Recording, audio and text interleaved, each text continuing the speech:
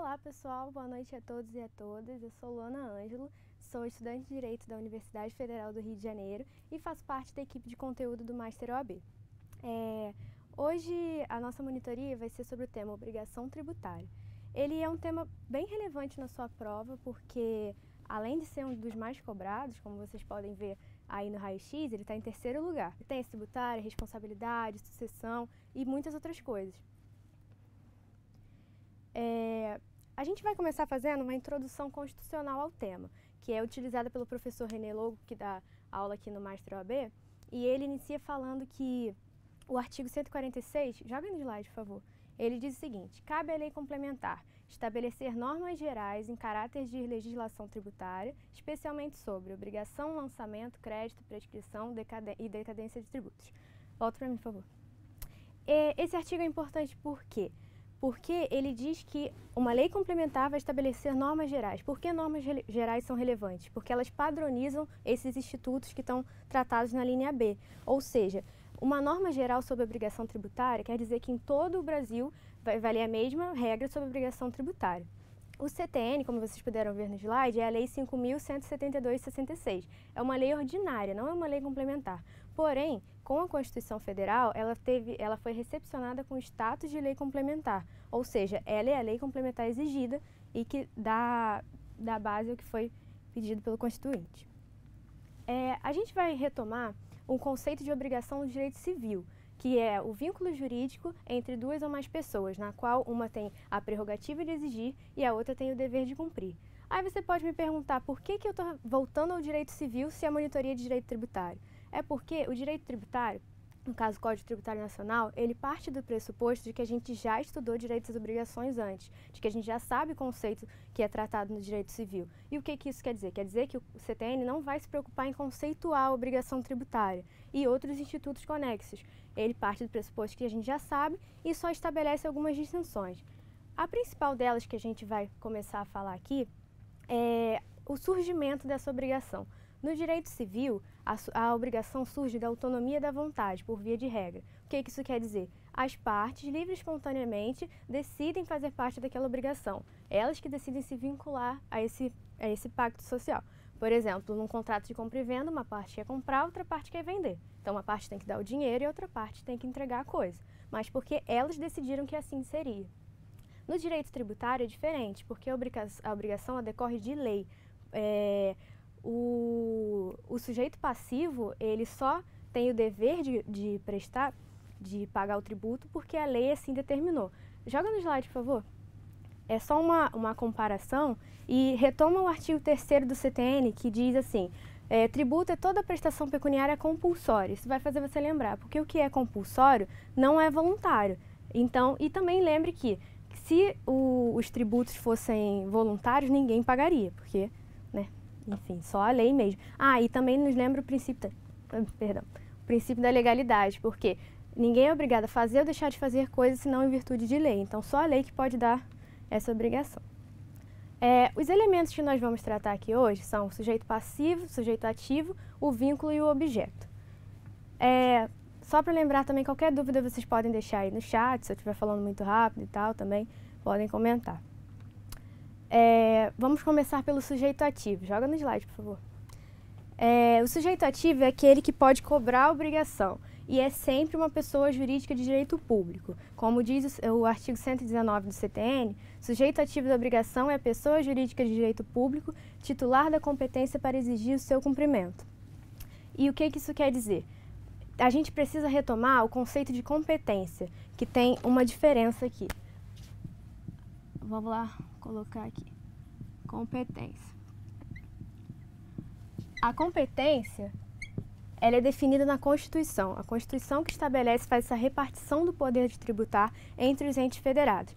Quando a questão ou a lei diz a competência para tributar, ela está falando da competência para legislar sobre o tributo. Ou seja, qual é o ente federado que vai poder instituir, majorar, minorar ou excluir aquele tributo. Essa competência, conforme o artigo 7º do CTN, que eu vou voltar nele depois, ela é indelegável, ou seja, só o ente que tem aquela competência que pode exercê-la. E Inclusive, o artigo 8º, joga aí no slide, por favor. O artigo 8º diz o seguinte: o não exercício da competência tributária não a defere a pessoa jurídica de direito público diversa daquela que a Constituição tem atribuído. O que isso quer dizer? Por exemplo, um tributo a Constituição determinou que o município ia instituir determinado tributo. O município fica 20 anos inerte. Não quer dizer que o Estado pode vir e instituir aquele tributo, porque não, essa competência é apenas do município. Por isso, inclusive, joga aí no slide, por favor, tem essa súmula 69 do STF, que ela é bem importante, que ela diz que a Constituição Estadual não pode estabelecer limite para o aumento dos tributos municipais. Por que isso é importante? Porque feriria o Pacto Federativo, porque essa repartição constitucional das competências é matéria de cláusula pétrea, conforme entende o próprio STF, e a Constituição Estadual estaria limitando a autonomia do município, porque é por meio da tributação que o município arrecada renda. Então, sem renda, ele não consegue agir por si só. Então, por isso que é importante essa divisão fixa, estabelecida. Porém, além da competência para legislar, tem o que a lei chamou ali de competência para exigir.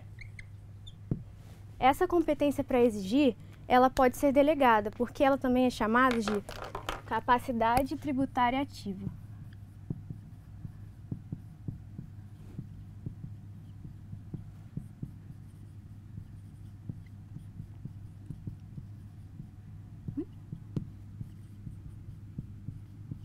A capacidade tributária ativa significa que aquela pessoa jurídica tem o poder de demandar em face do sujeito passivo, ou seja, eventual descumprimento é essa pessoa que pode entrar em juízo para cobrar numa ação de execução fiscal, por exemplo. Aí o artigo 7º, como eu tinha falado, ele é importante porque ele diz o seguinte: a competência tributária é indelegável, como a gente tinha dito, aquela competência legislativa de instituir o tributo, salvo atribuições de funções de arrecadar ou fiscalizar os tributos ou de executar leis, serviços, atos ou decisões administrativas em matéria tributária, conferida por uma pessoa jurídica de direito público a outra, nos termos do parágrafo 3º do artigo 18. O que isso quer dizer? Que parcela da competência pode ser delegada. Essa parcela aqui não pode. Essa parcela é só de quem a Constituição definiu que seria. A parcela da competência de exigir, que corresponde à capacidade tributária, está ligada às funções administrativas do tributo.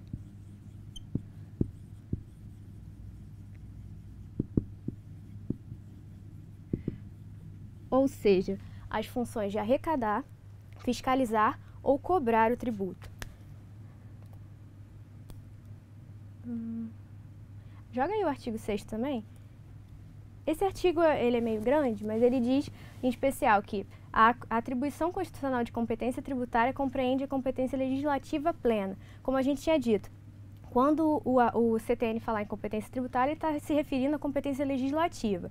Aí ele faz as ressalvas do limite que a própria Constituição estabelece e, no parágrafo único, diz: os tributos cuja receita seja distribuída, no todo ou em parte, a outras pessoas jurídicas de direito público, pertencerá à competência legislativa daquela que tenha sido atribuída. Ou seja, não importa se a Constituição se o ente que era competente para legislar delegou para outra pessoa jurídica de direito público, ele permanece sendo o responsável, ele permanece tendo essa competência, porque ela é indelegável.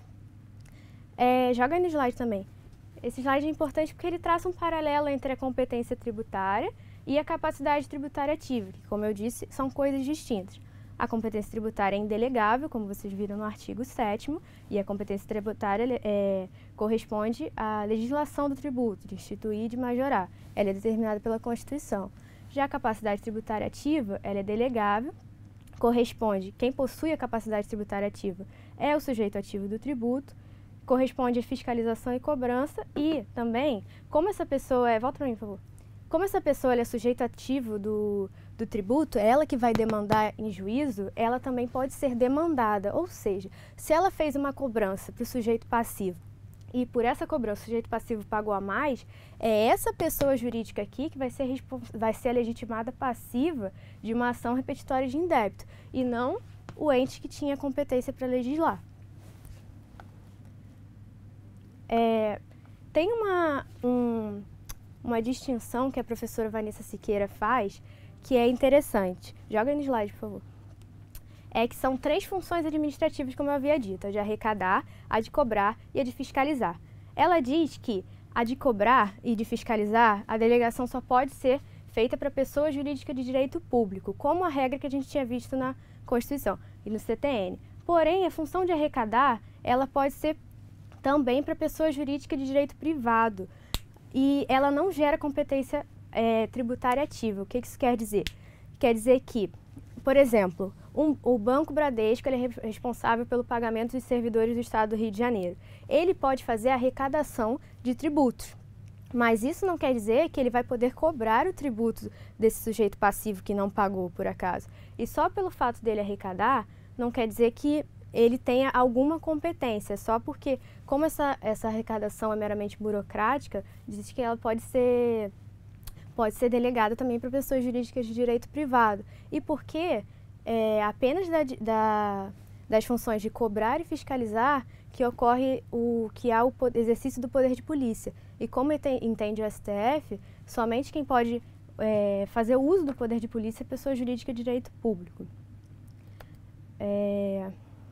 A gente precisa fazer uma importante distinção que é entre pessoa jurídica de direito público e órgão. Não é a mesma coisa, não podem esquecer disso. Por quê? Sempre quem vai ser sempre quem vai ser o sujeito ativo da obrigação tributária é uma pessoa jurídica de direito público e não um órgão. Por exemplo, a Receita Federal é ela que recebe o imposto de renda, mas a Receita Federal não é uma pessoa jurídica, a Receita Federal é a União, por si só, porque ela é um órgão, ela faz parte da desconcentração da administração pública. Aqui no slide tem a estrutura da administração, que, como vocês podem ver, ela é dividida entre pessoas jurídicas de direito público e pessoas jurídicas de direito privado. Dentre as pessoas jurídicas de direito público, temos a administração direta, da qual são os entes políticos, e dentro dos entes políticos tem os órgãos. Por exemplo, tem o ente, e dentro do ente existem vários órgãos que têm a mesma personalidade jurídica. Não é uma pessoa diferente, é apenas uma desconcentração.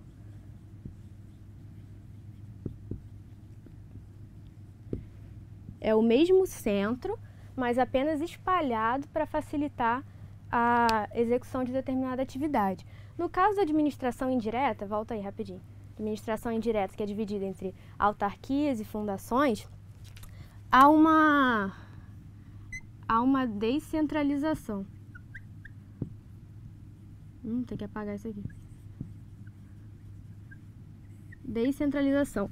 Essas pessoas jurídicas saem do centro do ente. São outras pessoas jurídicas para operacionalizar de outra forma, mas com independência e autonomia. Joga aí no slide, por favor. O artigo 121 já começa a tratar do sujeito passivo. Ele fala o seguinte: sujeito passivo da obrigação principal é a pessoa obrigada ao pagamento de tributo ou penalidade pecuniária. O que isso quer dizer? Que essa responsabilidade ela é plena, tanto para pessoas físicas quanto para pessoas jurídicas de direito público e pessoas jurídicas de direito privado. Aí vocês podem me perguntar: mas eu ouvi falar que tem imunidade recíproca de impostos entre as pessoas jurídicas de direito público. Realmente tem, só que é imunidade de impostos apenas, e não de outras obrigações tributárias, elas continuam vinculadas. E o sujeito passivo é um conceito genérico, vocês não podem chamar em todo caso o sujeito passivo de contribuinte, porque nem sempre ele o é. Joga aí no slide também. O artigo 121 do CTN, ele diz, em seu parágrafo único, diz o seguinte: o sujeito passivo da obrigação principal diz-se contribuinte quando tem a relação pessoal e direta com a situação que constitua o respectivo fato gerador, e responsável quando, sem revestir a condição de contribuinte, sua obrigação decorre de disposição expressa em lei. Ou seja, contribuinte é quem pratica de fato o fato gerador. E responsável é um terceiro que não tem essa relação direta com o fato gerador, mas a lei o obriga ao pagamento. Então é sempre a lei. O professor René, ele faz um quadro que é interessante. Essa aqui é a lei instituidora do tributo.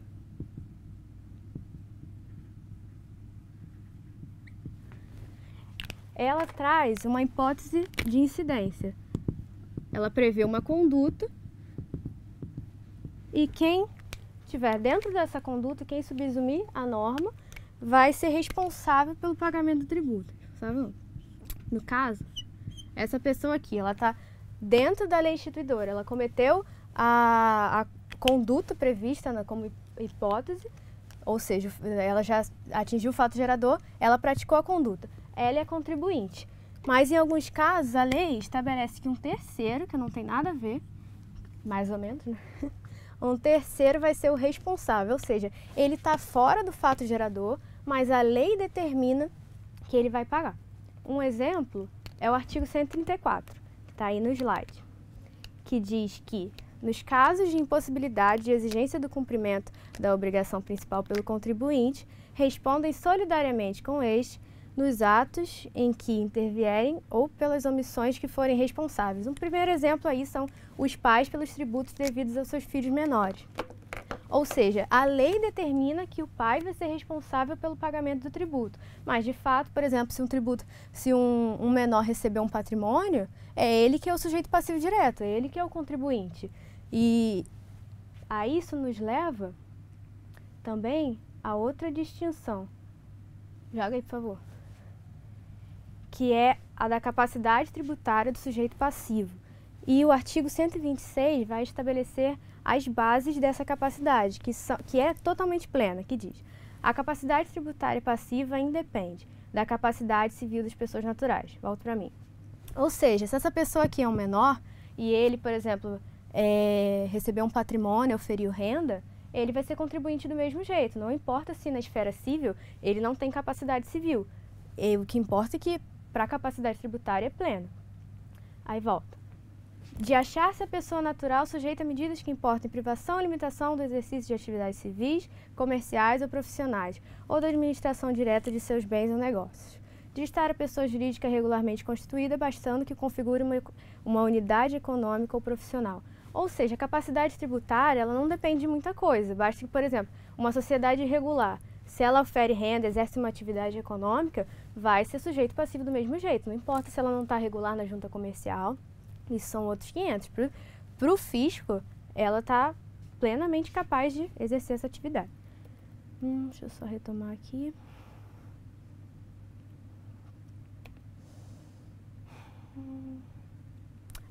Joga aí no slide. Tem esses dois artigos que são muito importantes. O artigo 122 do CTN diz que o sujeito passivo da obrigação acessória, que a gente vai falar daqui a pouco, é a pessoa obrigada às prestações que constituam seu objeto. E o 123 é muito importante que vocês destaquem. Ele diz que, salvo disposições de lei em contrário, as convenções particulares relativas à responsabilidade pelo pagamento dos tributos não podem ser opostas à Fazenda Pública, para modificar a definição legal do sujeito passivo das obrigações tributárias correspondentes. O que isso quer dizer? Vamos citar um exemplo. Um exemplo que é muito importante, cai bastante em questão. Deixa eu ver aqui. A é proprietário de um imóvel.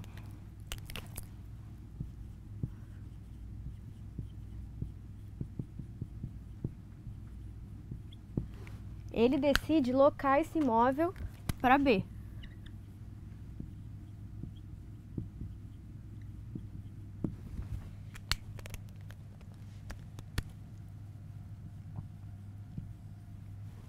Não sei como é na cidade de vocês, mas na minha cidade, que é o Rio de Janeiro, é muito normal que por meio do contrato de locação, o proprietário diga que o locatário que deve pagar o tributo, o IPTU no caso. Aí o que acontece? Ele vai, paga, mas o locatário está pagando esse tributo por mera convenção contratual. Quando a fazenda for cobrar, ela vai cobrar do proprietário. O proprietário que continua sendo o sujeito passivo dessa obrigação. A mera combinação contratual desses dois aqui não se opõe ao fisco.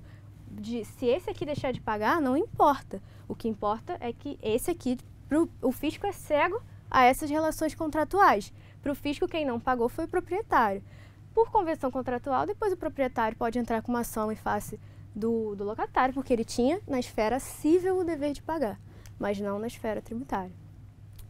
E o que dá origem a isso aqui, é importante a gente lembrar da própria origem do tributo. Eu não falei que ela era instituída em lei? Então, a lei diz que esse aqui que tem que pagar, e não esse, pelo próprio princípio da legalidade. Então, esse aqui que é o obrigado, e não eventual locatário e tal. Inclusive, o professor René faz um exemplo interessante, que se o locatário ele fosse uma igreja, as igrejas são imunes tributariamente sobre territórios e essas coisas. Porém, no caso, ela não é proprietária do imóvel, naquele caso, seria mera locatária. E a imunidade é para quando a igreja, no caso, ela é proprietária, não locatária. Então, de qualquer forma, contratualmente, ela vai ser obrigada a pagar.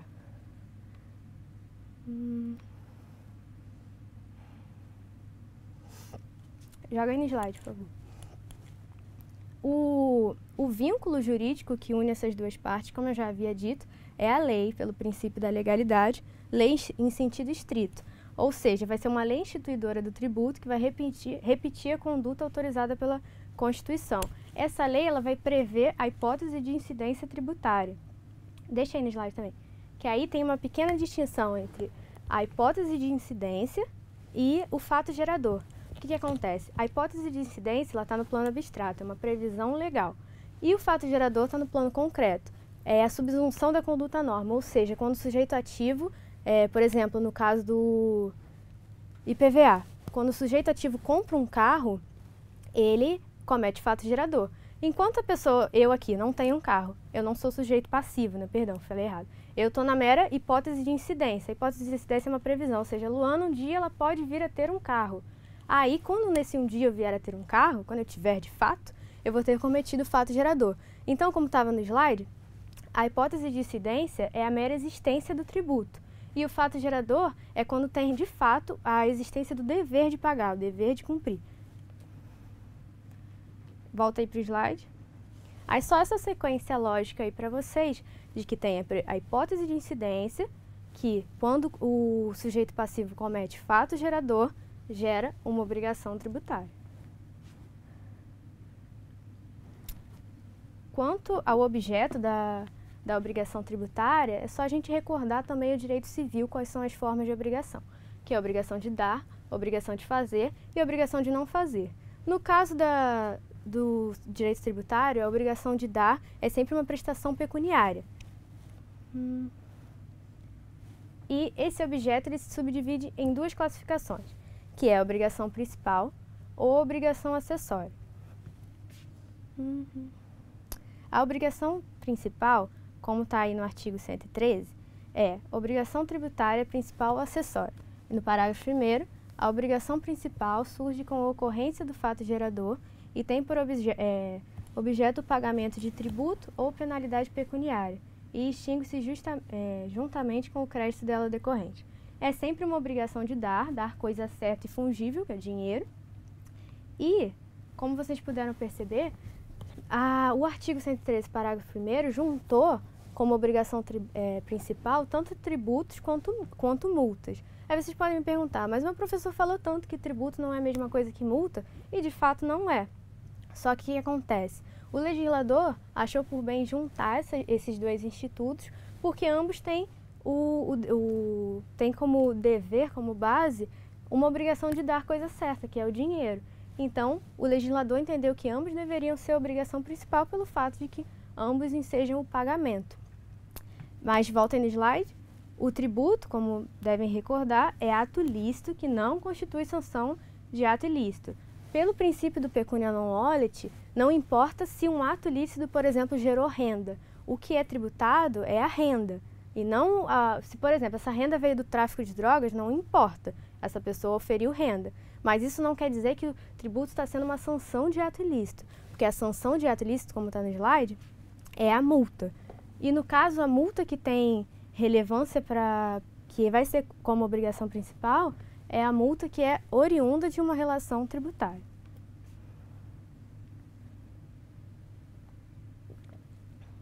A obrigação acessória, que é outra classificação, está no parágrafo 2º e 3º, que diz: a obrigação acessória decorre da legislação tributária e tem por objeto as prestações positivas e negativas nela previstas no interesse da arrecadação ou da fiscalização do tributo. A obrigação acessória, pelo simples fato de sua inobservância, converte-se em obrigação principal, relativamente à prestação pecuniária. O que isso quer dizer? Que decorre da legislação tributária. Deixa eu ver se já está aqui.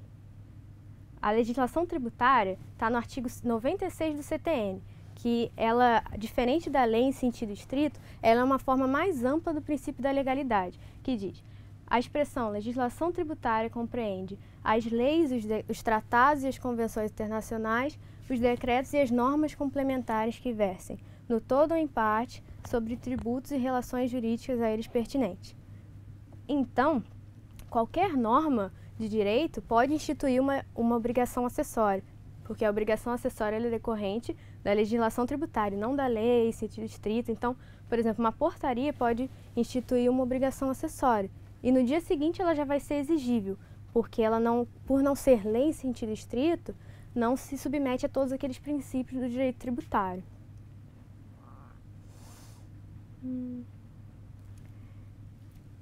E a obrigação acessória, como estava lá no slide, ela é uma prestação positiva ou negativa. Então, ela é sempre uma obrigação de fazer ou não fazer, no interesse da arrecadação. Como, por exemplo, você emitir seu CPF. É para fins de fiscalização, de controle da arrecadação. Ou um estabelecimento comercial, manter seus livros fiscais, não descartar esses livros fiscais. Então, são todas obrigações no interesse da fiscalização. E como o parágrafo 3º dizia, a inobservância converte-se em obrigação principal.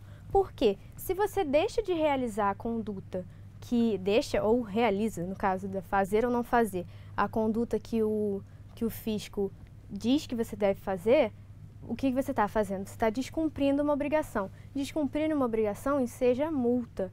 Então, se você está descumprindo uma obrigação, ela gerou multa, multa é o que mesmo? Multa é a obrigação principal. Então, por isso que diz que a inobservância converte-se em obrigação principal.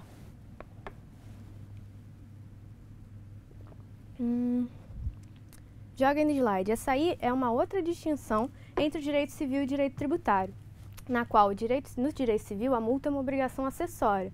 Isso não acontece no direito tributário. No direito tributário ele é principal. E volta para mim. Tem aquela máxima que vocês escutam logo no começo da faculdade que diz que o acessório segue a sorte do principal. Isso não acontece, isso é só para o direito civil, isso não acontece no direito tributário. Aí vocês podem perguntar: mas você não disse que o direito tributário toma como base o direito civil? Sim, toma como base, mas também tem certos limites da própria matéria. Por bem do conceito de obrigação acessória, o legislador, entendeu por bem que seria manter como institutos autônomos. Então, pode existir uma obrigação acessória sem que exista uma obrigação principal, tranquilamente. Como no próprio caso da imunidade de impostos, não existe a obrigação principal de pagar o imposto, mas continuam existindo as obrigações acessórias, por exemplo, prestar contas.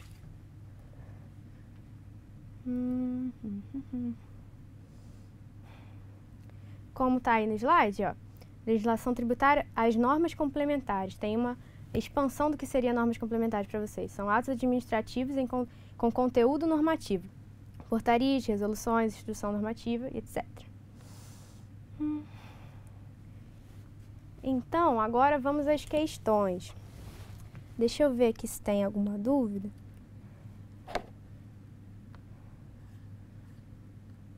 Não estou com acesso. Enquanto isso, deixa no slide para eles lendo.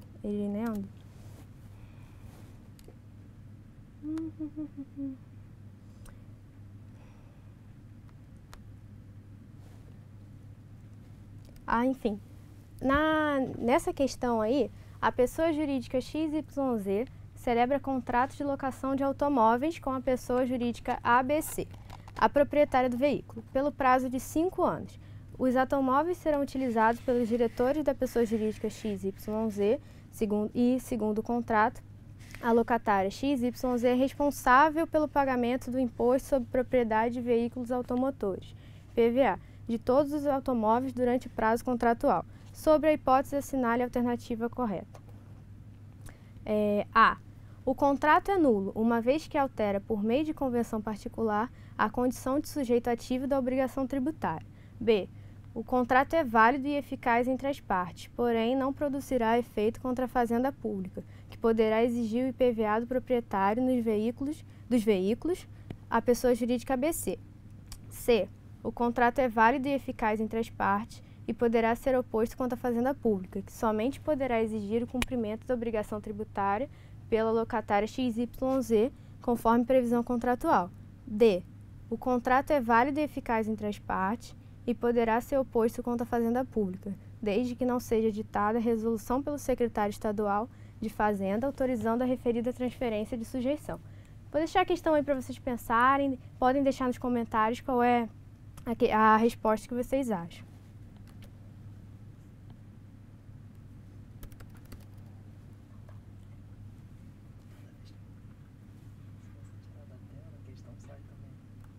Perdão.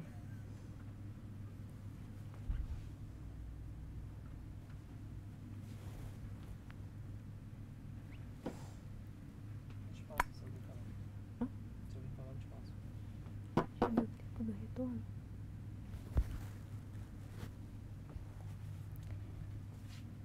Então, vamos ao gabarito. Dessa pergunta, a resposta é a B. O contrato é válido e eficaz entre as partes, porém não produzirá efeito contra a fazenda pública, que poderá exigir o IPVA do proprietário de veículos à pessoa jurídica ABC. Lembra daquele exemplo que eu tinha dado para vocês de locação de imóvel? É a mesma coisa nesse caso de locação de automóveis. Ou seja, como eu tinha dito, não se opõe ao fisco essa obrigação contratual que foi estabelecida pelas partes. Como já estava lá no artigo 123 do CTN, que eu falei que era para vocês destacarem, porque ele é importante, e recordem da origem da obrigação. A obrigação é sempre decorrente de lei, e não a convenção contratual não opõe à fazenda pública, ou seja, não importa o que as partes decidiram, mas a fazenda pública está vinculada ao que está na lei.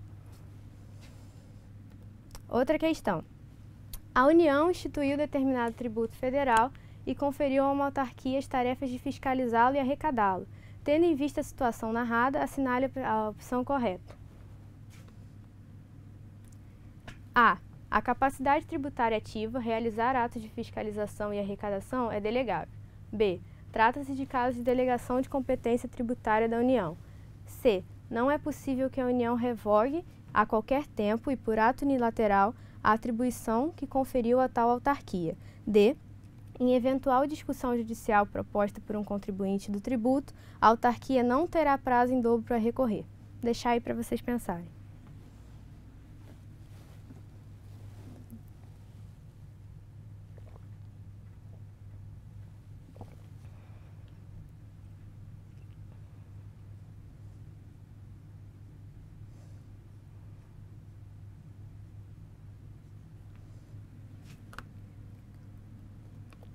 A resposta correta é a A.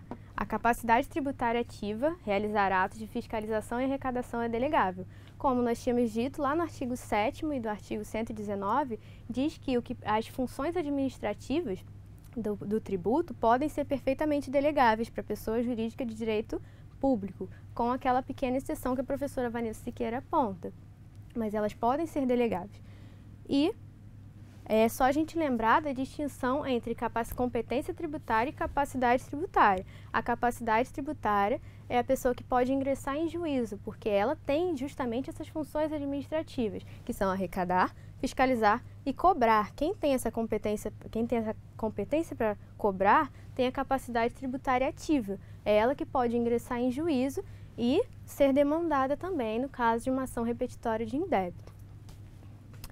Nossa última questão é a seguinte.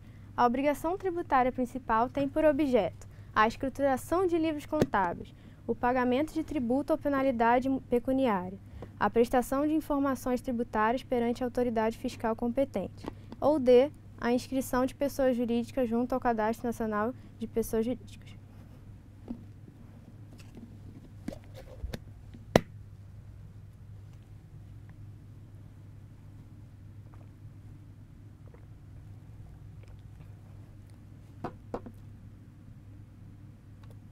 Então, a resposta correta é B, o pagamento de tributo ou penalidade pecuniária. Lembra sempre que a obrigação principal é sempre uma obrigação de pagar, é uma obrigação de dar coisa certa fungível. Então, tanto multa quanto a obrigação de pagar um tributo tem essa relação pecuniária, tem essa relação com o dinheiro. Então, é isso. No artigo 113, parágrafo 1º, tem esse estabelecimento do que é a obrigação principal e o que seja, a gente já viu o que é a obrigação acessória. A obrigação acessória está sempre realizada uma prestação pessoal do sujeito passivo. É sempre uma obrigação de fazer ou não fazer, é uma obrigação comportamental. A obrigação principal não, é diferente, é uma obrigação de pagar, de dar dinheiro. Então é isso, chegamos ao final da nossa monitoria. Se for necessário repetir alguma parte, porque às vezes eu acabo falando muito rápido, eu posso retomar perfeitamente. Só não estou com acesso ao chat aqui.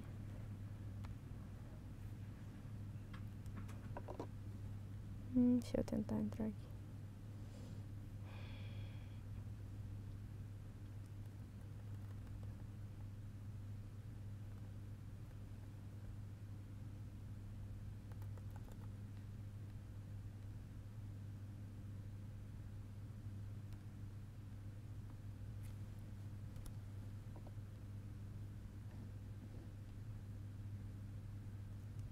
Olha, a Tássia Avertando da Cruz falou, muito fácil, acho que não cai assim. Olha só, todas as questões que eu coloquei são questões da OAB, tá? Todas foram questões de exames passados, da banca FGV, então todas realmente foram cobradas, apesar de você achar fácil. Que bom que você achou fácil. Espero que na sua prova também caia assim.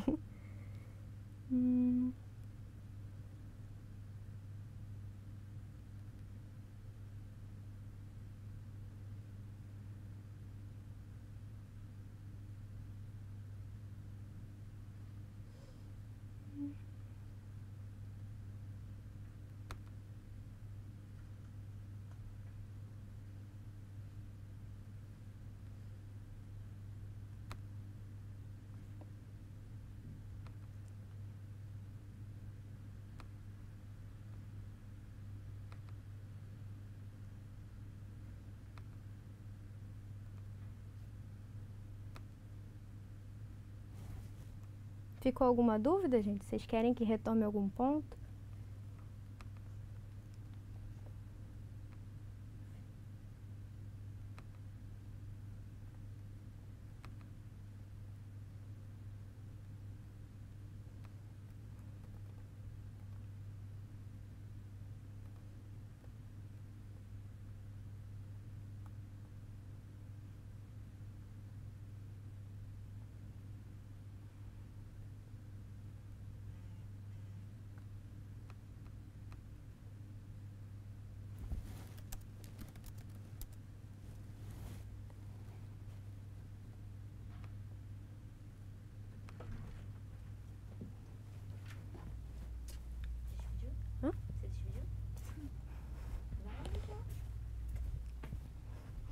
Então, pessoal, como ninguém tem nenhuma dúvida e o nosso tempo ainda tem aí, mas já acabou a monitoria, vocês aguardem que daqui a pouco o professor vai dar uma aula de direito tributário. Até mais, pessoal!